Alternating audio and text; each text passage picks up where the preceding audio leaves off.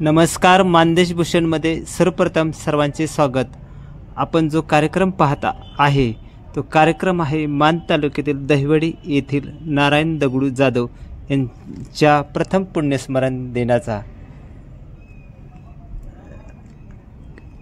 हबप कैलास महाराज केंजळे यांची कीर्तन सेवा आज झाली। त्यांच्या कीर्तन सेवेला साथ होती बेदाल येथील श्री गणेश भजनी मंडळ यांची। नारायण जाधव यांना राजेंद्र, आनंदराव, संजय आणि वंदना अशी मुलं आहेत। नारायण जाधव यांच्या पत्नीचं नाव ताराबाई आहे। दोघांनी मिळून एक आदर्श कुटुंब उभं केलं, आदर्श संसार निर्माण केला आणि मुलांच्यावर चांगले संस्कार केले। आज ही सर्व मुलं वेगवेगळ्या क्षेत्रात कार्यरत आहेत। राजेंद्र हे दहिवडी विकास सेवा सोसायटीचे संचालक आहेत। आनंदराव शेती करतात, तर संजय हे मुंबईला पेंटिंग कॉन्ट्रॅक्टचा व्यवसाय करतात। असं एक आदर्श कुटुंब नारायण जाधव यांचे आहे। मोक्ष प्राप्त करता येतो विषय तो त्यांचा गावडे जलधर म्हणून रामनामे उपजे, म्हणून रामनामाची आवडी उपजावी महाराज। म्हणून देवाची आवडी जिथं निर्माण होते ना, भाग्यवान घरी भजन पूजन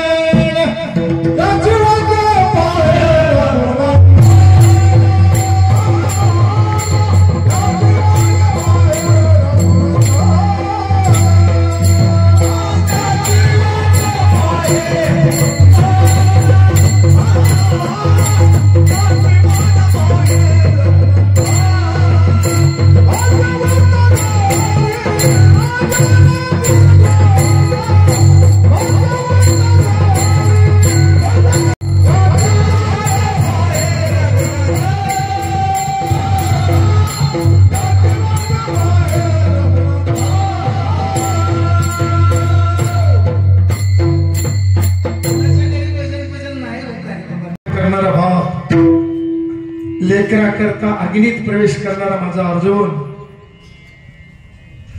हे ऐका महाराज, एवढा दृष्टांत सांगतो, शिवला पूर्ण विराम देतो।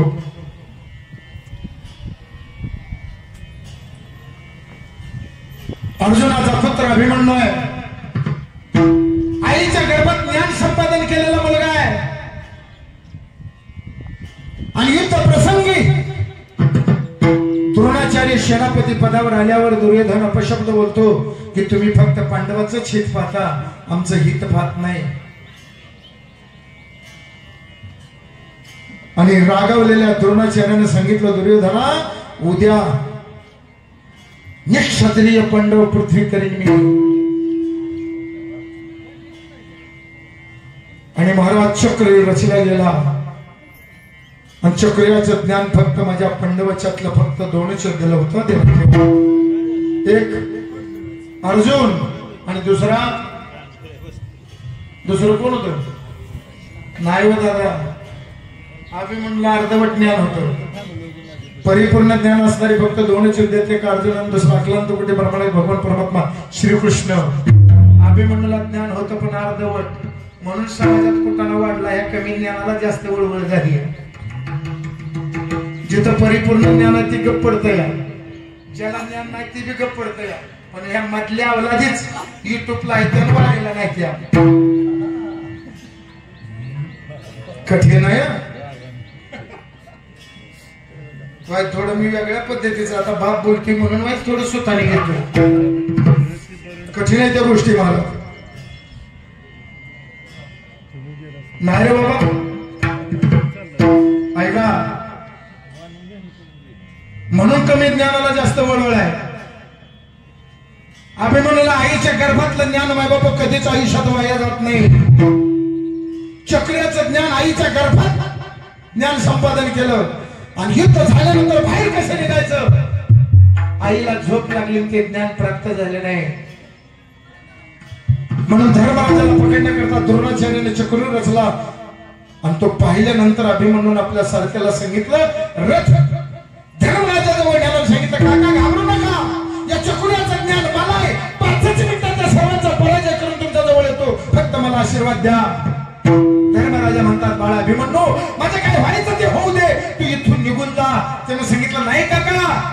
याचं ज्ञान तुम्हाला नाही, याचं ज्ञान मला आहे.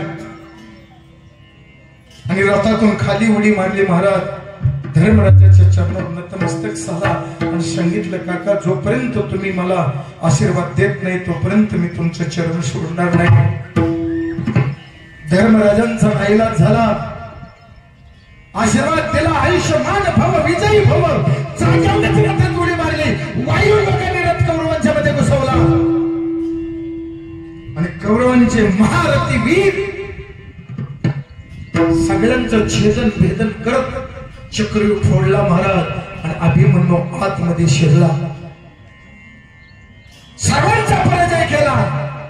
पण मायबापू बाहेर कसं निघायचं याचं ज्ञान नसल्या कारणानं माझा अभिमन्यू अडकला गेला.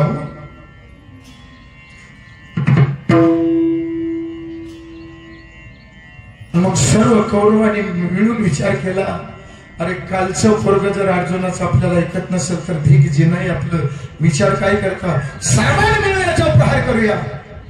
महाराज ते धर्म युद्ध होतं, आताच्या सारखे नव्हतं. हे कुठे बी बॉम्ब टाक, त्याला नीती होती महाराज. कोणी कुणाबरोबर लढायचं नाही. घोडेस्वाराने घोडेस्वार, पायदळाने पायदळ, रथस्वाराने रथस्वाराबरोबर. आणि एखादा वीर जर निशस्त्र झाला असेल तर त्याच्यावर कोणीही प्रहार करायचा.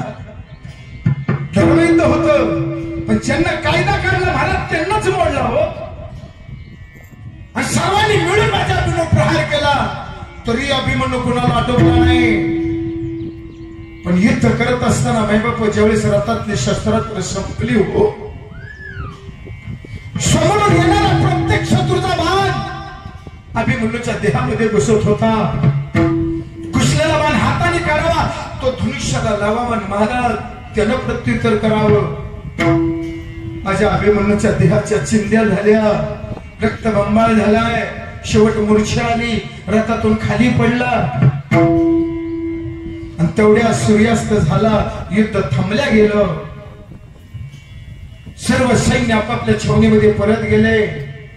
पण कौरवांचा मेहणा असणारा जयद्रथ नावाचा वीर महाराज त्यानं रथातून खाली उडी मारली. रक्ताच्या थरेत पडलेल्या माझ्या अभिमन्यूच्या मस्तकात लाथ मारली. म्हणला, कालचा पोरगांचा युद्ध करतोस काही, निघून गेला.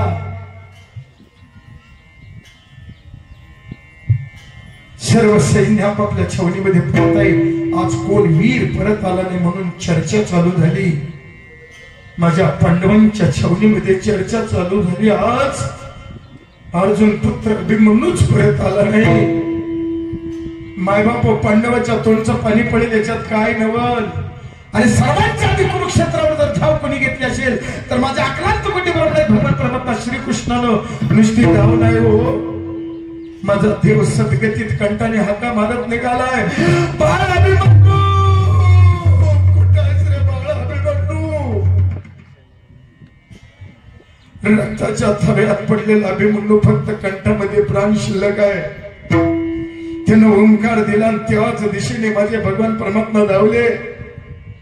रक्ताच्या थव्यात पडलेल्या अभिमन्यूचं मस्तक उचललं, आपल्या मांडीवर ठेवलं. कुणाचा तरी स्पर्श झालाय जाणवल्यावर अभिमन्यूने नेत्र उघडलं आणि पाहिलं तर मामाच्या मांडीवर डोकं आहे. हा पापच माझ्या अभिमन्यूच्या नेत्रातून अश्रू व्हायला लागले. भगवान परमात्मा सांत्वन करतायत, बाळा अभिमन्यू तू क्षत्रिय आहेस आणि क्षत्रियाला रणामध्ये मृत्यू येणं म्हणजे वीराचं लक्षण आहे. असं असताना तुझ्या डोळ्यात अश्रू. कारण जो सांत्वन करत होता मायबाप तोच अश्रूने डबडबला होता हो. अभिमन्यू तो म्हणतो, मामा तुम्ही जर माझ्या आईला झोपू दिले नसतं तर माझी अशी अवस्था झालीच नसतो. एक सांगू का मामा, मी निशस्त्र झालो, सर्व कौरव काकांनी मिळून माझ्यावर प्रहार केला हो. मी रथातून खाली पडल्यानंतर जयद्रथ मामाने माझ्या मस्तकात लाथ मारली. आणि एवढंच लेकराचं वाक्य बापाने ऐकलं मायबाप हो. आणि तिथंच अर्जुनानं प्रतिज्ञा केली, उद्या सूर्य उगवण्यापासून सूर्यास्तापर्यंत जर मी जयद्रथाला नाही केलं तर माझा देह अग्नीला समर्पित करीन. अरे लेकरा करता बाप प्रतिज्ञा करतो रे.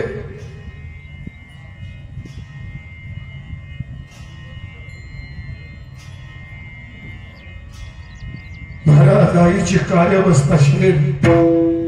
अरे आकाशाला देखील पाजर पडल असा शोक माझ्या सुभद्रे मातेला रमलाय. भगवान परमात्मा सांत्वन करताय सुभद्रे शोकावर. अर्जुनासारखा तुला पती आहे, माझ्यासारखा द्वारकाधीश भाव आहे, तो पंडुराजीची शोक आहे, एवढा शोक का करतेस. त्याच वेळेस आईची किंमत देवाला सुभद्रेने सांगितली. कृष्णा, कृष्णाची बहीण म्हणून रडत नाही रे, अर्जुनाची पत्नी म्हणून रडत नाही, पंडुराजाची सून म्हणून रडत नाही रे, अभिमन्यूची आई म्हणून रडते रे. पुढला जन्मात कोणाची तरी आई हो. आणि मग हे तुम्हाला वाक्य वापर. महाराज आई बाप्पाचं प्रेम आहे रे म्हणून देव अंकित होत रे. दुसऱ्या दिवशी महाराज पूर्ण कुरुक्षेत्रावर भगवंताने अर्जुनाला घेऊन रथ फिरवला. पण अर्जुनाने प्रतिज्ञा केलेली देखील शत्रूला मान्य होती. महाराज दुर्योधनानं जय रथाला युद्धाला जीव दिला नाही. त्याच्या रक्षणाकरता दोनशी निषेधित होते. पूर्ण कुरुक्षेत्रावर रथ फिरवल्यानंतर माझ्या भगवंताच्या लक्षात आलं का न सांगता तुम्हा कळू येते तर विष्णू 100 परिहाराची. मग देवाने विचार केला आणि भक्ताला शीन होऊ नये म्हणून मग तो हो दिवशी